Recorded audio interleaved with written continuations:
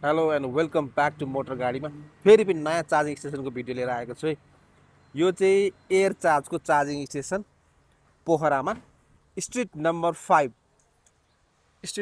5बाट भित्र छिर्ने बित्तिकै तपाईँले यहाँनिर एयर चार्जको चार्जिङ स्टेसन भेट्न सक्नुहुन्छ।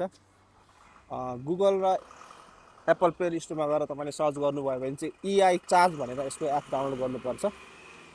इआई चार्ज त्यो डाउनलोड गर्नु होला। तपाईँलाई त्यसको लोकेसन पनि देखाइदिन्छ नेपालभरि कहाँ कहाँ छ भनेर। र यो चाहिँ पोखरामा रहेको भयो स्ट्रिट नम्बर 5मा। जिबिटीको एउटा दुईवटा तिनवटा छ, 6वटा गन, टोटल 240 किलोवाटको भनेपछि 60 इच गनले 60 फाल्छ। र अर्को रहेको छ सिसिएस गन, त्यसको चाहिँ दुईवटा स्टेसन छ, 80 किलोवाटको 80 किलोवाटको। अब एउटाले 40 हो होइन। अब सिङ्गल गाडी मात्रै हुँदाखेरि त्यसले अलिक बढी तान्छ गाडीको क्षमता अनुसारले होइन। जस्तै अब अहिले मैले यो एट 2 चार्ज गरेर आएको छु, 76मा चार्ज भइरहेको थियो अघि नै। अब अहिले घटेर 27 कति भइसक्यो, 90 क्रस भइसकेपछि चार्जिङ स्टेसन चाहिँ पोखरामा एनइएको जहिले पनि प्याक नै हुन्छ।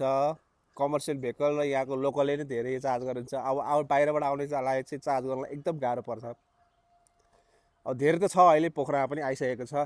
तर यो चाहिँ के भने युएस एडको पनि यसमा लगानी भएकोले रेट चाहिँ अलिकति सस्तो नै छ भन्नु पऱ्यो है। कसैको 15 रुपियाँ प्लस भ्याट छ, कसैको पर्सेन्टेजमा छ होइन। अब यहाँ चाहिँ 15 रुपियाँ किलोवाटको छ, जिबिटीको चाहिँ 16 रुपियाँ छ।